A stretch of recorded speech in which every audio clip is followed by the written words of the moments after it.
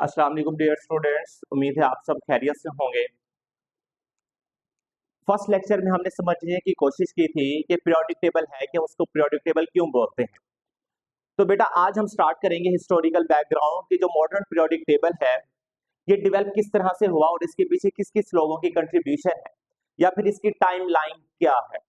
हमने स्टार्ट किया हुआ है फर्स्ट ईयर केमिस्ट्री का चैप्टर 1 जिसका नाम है periodic table and periodic properties. Chapter का नाम है पीरियोडिक टेबल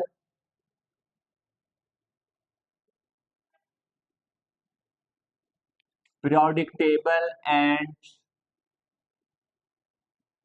periodic properties। तो आज जो हम टॉपिक डिस्कस करने जा रहे हैं वो है हमारे पास हिस्टोरिकल बैकग्राउंड,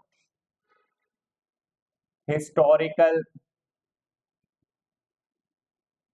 बैकग्राउंड। बेटा मॉडर्न पीरियोडिक टेबल कोई एक ही दिन में नहीं बना, इसके पीछे तकरीबन तकरीबन एक सदी है, 100 साल है। इस पीरियोडिक टेबल को डेवलप्ड होने में पूरे 100 साल लगे हैं और उसके पीछे काफी सारे लोगों की कंट्रीब्यूशन है, एक टाइम लाइन है। सबसे पहले उसमें जो कंट्रीब्यूशन है वो जो साइंटिस्ट हैं बेटा उनका नाम है एंटोनी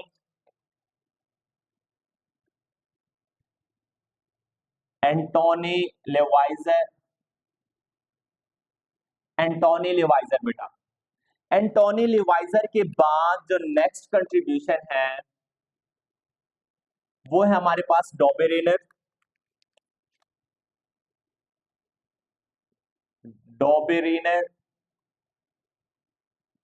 और डॉबेरेनर के बाद जो नेक्स्ट कंट्रीब्यूशन है हमारे पास बेटा वो क्या है हमारे पास न्यूलैंड।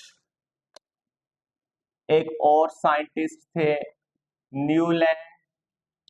न्यूलैंड के बाद हमारे पास बेटा जो नेक्स्ट कंट्रीब्यूशन है वो है मेयर। उसके बाद जो हमारे पास नेक्स्ट कंट्रीब्यूशन है वह बेटा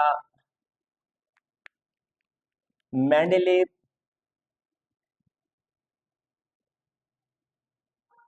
और मेंडेलीव के बाद जो हमारे पास कंट्रीब्यूशन है बेटा इसको बनाने में वो है मोजले। वो किसकी कंट्रीब्यूशन है बेटा? मोजले।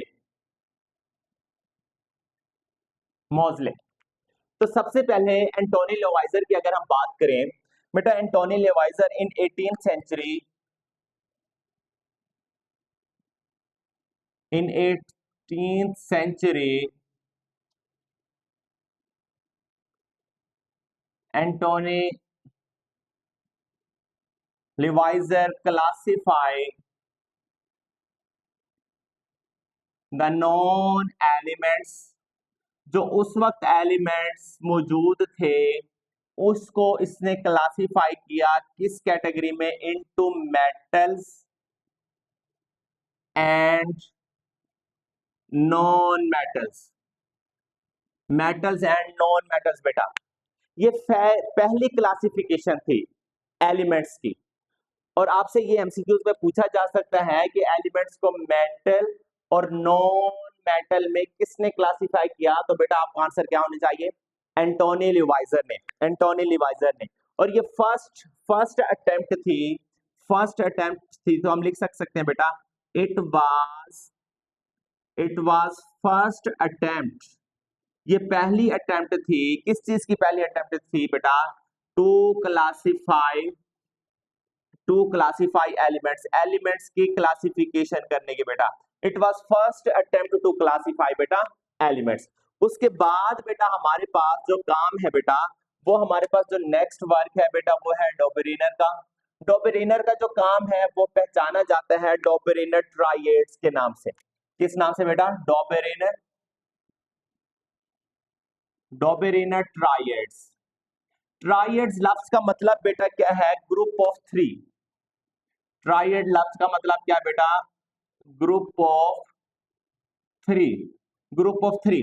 काम क्या किया बेटा? इन 1829 डॉबेरेनर ग्रुप्ड द एलिमेंट्स, उसने एलिमेंट्स को ग्रुप कर दिया into the group of three, तीन तीन एलिमेंट्स का उसने ग्रुप बना दिया, कार्ड कार्ड जिसको क्या नाम दिया गया बेटा, ट्राइएड्स का नाम दिया गया। 1829 में ये काम किया गया, किया किसने बेटा, डॉबरीनर ने किया। उसने क्या किया, जो उस वक्त एलिमेंट्स मौजूद थे उसके ग्रुप्स बना दिए, कितने कितने एलिमेंट्स के ग्रुप्स, तीन तीन एलिमेंट्स के उसने ग्रुप बना दिए, और उन ग्रुप्स को जो कि मैंने ऊपर लिख दिया कि ट्राइएड्स का मतलब क्या है, ग्रुप ऑफ थ्री, तो वो जो कि डॉबरीनर ने बनाए थे तीन तीन एलिमेंट्स के ग्रुप, तो फिर उनको क्या कहा जाने लगा, डॉबरीनर ट्राइएड्स। उसने किया क्या, उसने किया क्या बेटा, इन डॉबरीनर ट्राइएड्स, इन डॉबरीनर ट्राइएड्स, डॉबरीनर ट्राइएड्स में बेसिकली बात क्या थी, the central element has atomic mass, average of the other two elements, कि जो सेंट्रल एलिमेंट था उसका जो एटॉमिक मास था, सेंट्रल एलिमेंट्स का एटॉमिक मास बाकी दो एलिमेंट्स के एटॉमिक मास का क्या था बेटा, एवरेज था, एवरेज था। आइए जरा इसको समझने की कोशिश करते हैं। फॉर एग्जांपल हमारे पास एक एक ट्राइएड्स, एक ट्राइएड को हम समझने की कोशिश करते हैं। हमारे पास है सोडियम, सॉरी नाइट्रोजन, जिसका एटॉमिक मास 7 है। इसी तरह से हमारे पास है बेटा सोडियम, जिसका एटॉमिक मास 23 है। इसी तरह से हमारे पास है पोटाशियम, जिसका एटॉमिक मास बेटा है 39। अब इसमें जो फर्स्ट और सेकंड वाला एलिमेंट्स का जो एटॉमिक मास है, इसको अगर हम कर दें +7 + 39 और डिवाइडेड कर दें 2, तो हमारे पास आ जाता है 46 divided by 2 which is equal to 23, which is equal to 23। तो देखें, in Dobereiner triad central element has atomic mass average of the other two elements. देखिए हमने यहाँ पर एवरेज निकाली, उस एवरेज का आंसर क्या निकला, 23। तो 23 किसका एटॉमिक मास है, देखिए सेंट्रल वाले का, किसका है, सेंट्रल वाले का, किसका, वो सेंट्रल वाला जो मास जो कि एवरेज है वो किसका है, बाकी दो का। बाकी दो कौन कौन से देखें, नाइट्रोजन का 7 और पोटाशियम का कितना है बेटा, 39। तो देखें डॉपरीनर ट्राइडेट्स में the central element has atomic mass which is the average of the other two elements. देखिए 7 और 39 का हमने जब एवरेज लिया तो हमारे पास क्या आया, 23। तो देखिए 7 किसका एटॉमिक मास है, नाइट्रोजन का, और 39 किसका एटॉमिक मास है, पोटाशियम का। इन दोनों का जब हमने एवरेज लिया आंसर कितना आया, 23, और वो 23 किसका एटॉमिक मास है, सोडियम का, जो कि किसमें है, सेंटर में। तो डॉपरीनर ट्राइड में बेसिकली क्या था, उसने इस तरह से तीन तीन एलिमेंट्स के ग्रुप्स बनाए, इस हिसाब से बनाए कि जो दरमियान वाला एलिमेंट था उसका एटॉमिक मास बाकी दो एलिमेंट्स के एटॉमिक मास का बेटा क्या था, एवरेज था। इनको हम बोलते थे डॉपरीनर ट्राइड्स बेटा। इसके बाद जो हमारे पास नेक्स्ट वर्क है बेटा, वो है हमारे पास न्यूलैंड का, न्यूलैंड।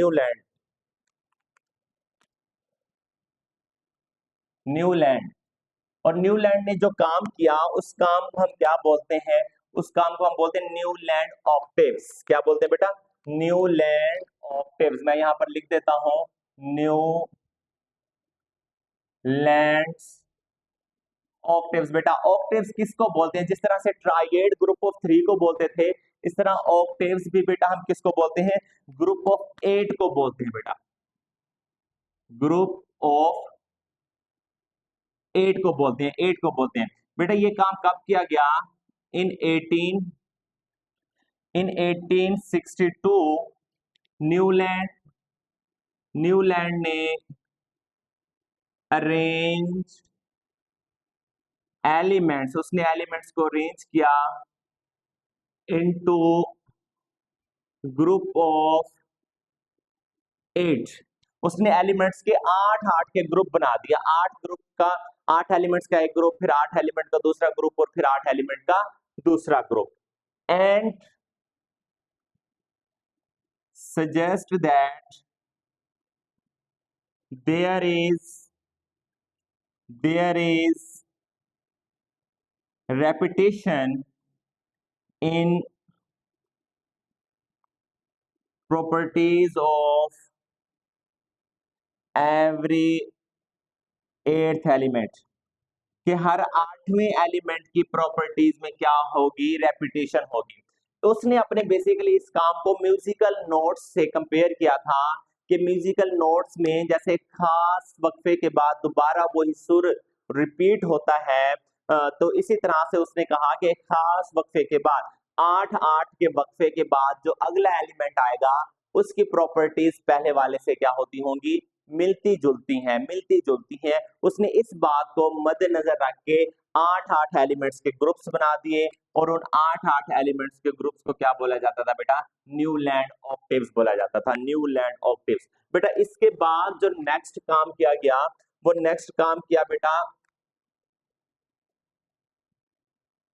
मेयर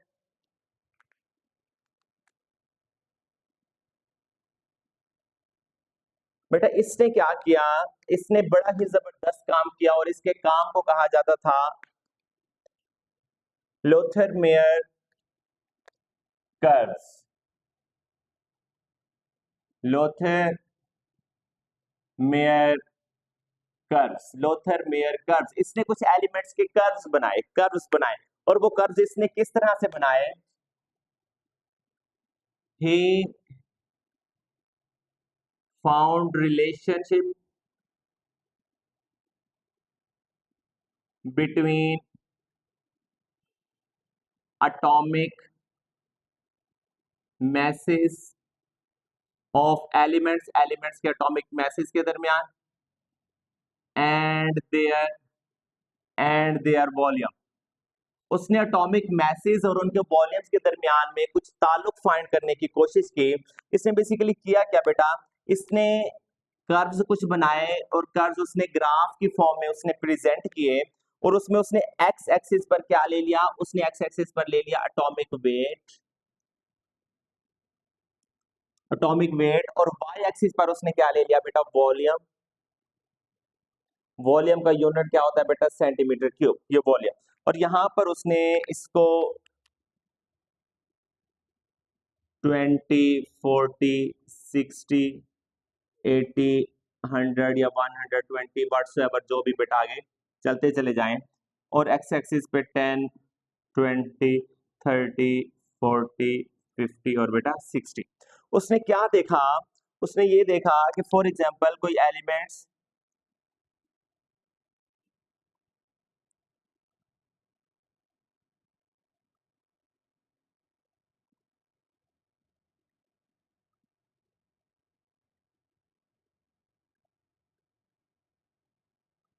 ये कुछ इस तरह से कर्व्स बन गए। फॉर एग्जांपल अगर ये आपके पास है लिथियम, तो ये क्या होगा बेटा, बेरिलियम, ये बोरोन, ये कार्बन, ये नाइट्रोजन, ये ऑक्सीजन, ये फ्लोरीन, और ये बेटा आपके पास क्या है, नियोन। इसी तरह से ये क्या है, सोडियम। देखें तो उसने देखा कि जो अच्छा इसी तरह से अगर हम इसको बढ़ाते चले जाएं तो यहाँ पर आपके पास लिथियम और यहाँ पर आपके पास क्या बनता है बेटा, पोटाशियम। तो उसने देखा कि एक जो मेटल्स हैं, अल्कली मेटल्स हैं, उनका वॉल्यूम क्या है, अपने ग्रुप के हिसाब से बेटा ज्यादा है। देखिए उनका वॉल्यूम तो एक कर्व से बन गए, देखें एक कर्व ये बन गई, इसी तरह से एक कर्व ये बन गई, इसी तरह से एक कर्व फिर और बनेगी जो कि यहाँ पर किसको जाहिर करेगी, रुबिडियम को जाहिर करेगी। तो उसने बेसिकली जो हम यहाँ पर बात कर रहे थे कि एलिमेंट्स में प्रॉपर्टीज रेपिटेशन शो हो रही है, पीरियोडिसिटी शो हो रही है, उस पीरियोडिसिटी का उसने हमें ग्राफिकल सबूत दे दिया। ग्राफिकल क्या दे दिया, सबूत दे दिया कि हाँ जी देखिए वाकई ही पीरियोडिसिटी है, वाकई एक खास वक्फे के बाद उनका जो वॉल्यूम है वो वॉल्यूम क्या है, बाकियों से बड़ा है। देखिए लिथियम का वॉल्यूम अपने ग्रुप के सब मेंबर से बड़ा, फिर सोडियम का वॉल्यूम सबसे ज्यादा, फिर उसके बाद पोटाशियम का वॉल्यूम भी बेटा क्या है, सबसे ज्यादा है। इस तरह से वॉल्यूम बढ़ता चला जा रहा है, वॉल्यूम क्या हो रहा है बेटा, बढ़ता चला जा रहा है। अब ये एक रेपिटेशन आ रही है, वॉल्यूम में इंक्रीज आ रहा है।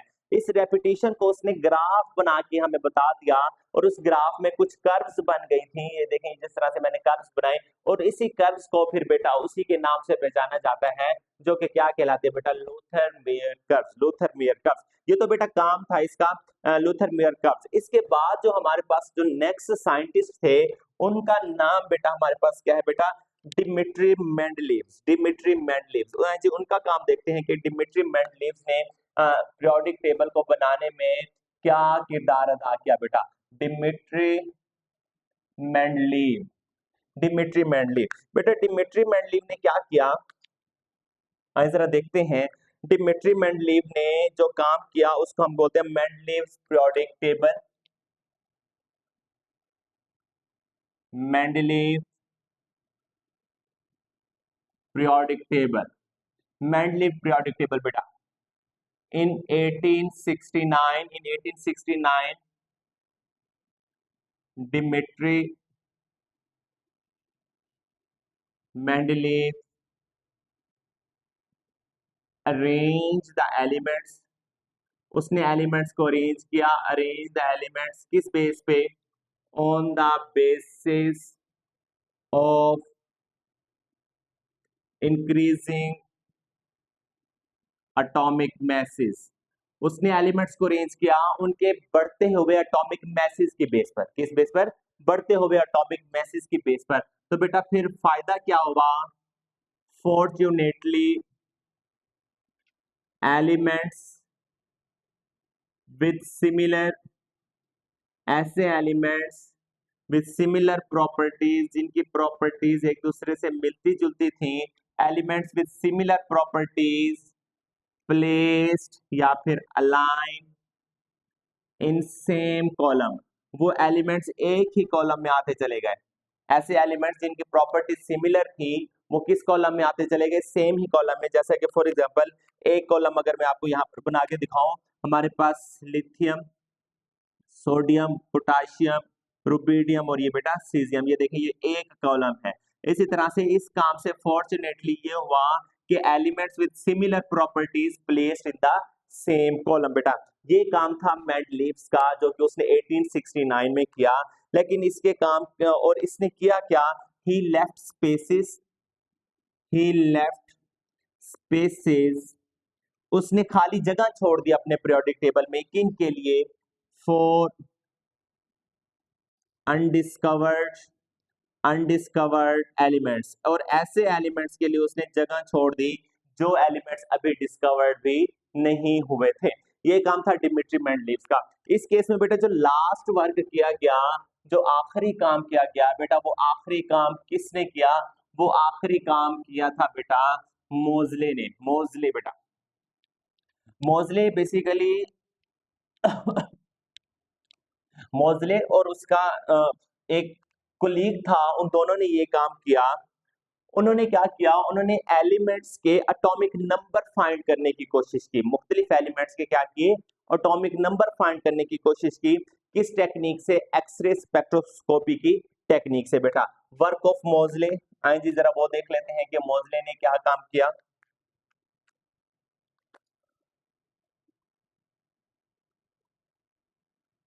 मोजले, तो इसने काम क्या किया बेटा, मोजले successfully in 1913,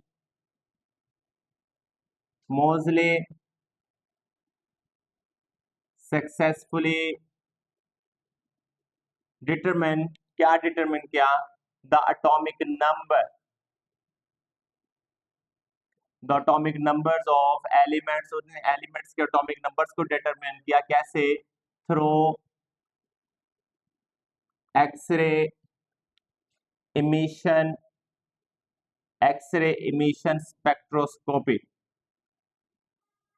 x ray emission spectroscopy. जब उसने 1913 में एलिमेंट्स के एटॉमिक नंबर को डिस्कवर कर लिया कि एलिमेंट्स के एटॉमिक मैसेज तो पहले से ही लोगों को पता थे, लेकिन 1913 में मोजले के काम ने ये फायदा किया कि एलिमेंट्स के एटॉमिक नंबर सामने आए। फिर ये देखा गया कि अगर एलिमेंट्स को एटॉमिक मैसेज की बजाय एटॉमिक नंबर की बुनियाद पर अगर हम पीरियोडिक टेबल में अरेंज करें तो फिर वो बेहतरीन तरीके से अरेंज हो सकते हैं। और जो मेंडलीव्स के पीरियोडिक टेबल में खामियां थी, जो डिस्क्रिप्शंसीज थी, वो भी बेटा क्या हो रही थी, खत्म हो रही थी। तो फिर इस बेस पे उसने क्या किया, अरेंज्ड ही अरेंज्ड एलिमेंट्स, उसने एलिमेंट्स को अरेंज किया कैसे, on the basis of increasing atomic number. उसने एलिमेंट्स को एटॉमिक नंबर की बेस पे बेटा इंक्रीज किया, और इसी तरह से एक नई बात सामने आई, एक नई बात, और वो बात क्या क्या थी बेटा, पीरियोडिक लॉ सामने आया बेटा। पीरियोडिक लॉ, वो पीरियोडिक लॉ क्या कहलाता है बेटा, वो पीरियोडिक लॉ वही है जो सबसे पहले मैंने स्टेटमेंट लिखी थी, वो क्या थी बेटा, व्हेन, या फिर हम इस तरह से लिख सकते हैं, properties of an elements, properties of an elements की, जो एलिमेंट्स की प्रॉपर्टीज हैं, आर पीरियोडिक फंक्शन, वो पीरियोडिक फंक्शन है, किस चीज का periodic function, of their atomic number, of their atomic number, के वो जो एलिमेंट्स की प्रॉपर्टीज है वो उनके एटॉमिक नंबर का पीरियोडिक फंक्शन है। इट्स मीन ये कि अगर एलिमेंट्स के एटॉमिक नंबर तब्दील होंगे तो उनकी प्रॉपर्टीज में भी क्या आएगा बेटा, रेपिटेशन आएगी, उनमें भी क्या आएगी, पीरियोडिसिटी आएगी। तो मोज़ले के इस काम ने एक न्यू लॉ डिराइव करने में हेल्प की, और वो लॉ क्या था, the properties of an elements are the periodic function of their atomic number. तो बेटा जो अब आज का हमारा पीरियोडिक टेबल है, उसमें भी जो एलिमेंट्स को अरेंज किया गया है वो भी on the basis of increasing atomic number arrange किया गया है, तब जाके हमारे पास इस तरह से पीरियोडिक टेबल सामने आया है। आई होप कि ये हिस्टोरिकल ब्रीफ सा हिस्टोरिकल बैकग्राउंड आपको समझ आ चुका होगा। आपने भी बेटा इसी तरह से टाइमलाइन को ही याद कर लेना है कि सबसे पहले जो काम था वो किसका था, एंटोनी लेवाइजर का। उसके बाद बेटा डोबेरिन ट्राइएड्स बने, फिर उसके बाद बेटा न्यूलैंड ऑक्टेव्स बने, फिर उसके बाद लोथरमेयर कर्व्स बने, फिर उसके बाद बेटा मेंडलीव्स का पीरियोडिक टेबल आया, फिर उसके बाद बेटा मोज़ले मोज़ले का जो पीरियोडिक लॉ, मोज़ले पीरियोडिक लॉ आया बेटा। मोज़ले के एटॉमिक नंबर डिटरमिन करने के बाद एक लॉ बना जिसको हम बोलते हैं मोज़ले पीरियोडिक लॉ।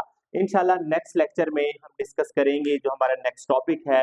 आपने ये जो हिस्टोरिकल बैकग्राउंड है इसको आपने शॉर्ट क्वेश्चन और एमसीक्यूज के हिसाब से बेटा आपने तैयार कर लेना है तब तक के लिए बेटा, और नेक्स्ट लेक्चर में हम डिस्कस करेंगे इससे नेक्स्ट जो टॉपिक है वो, तब तक के लिए बेटा गुड बाय।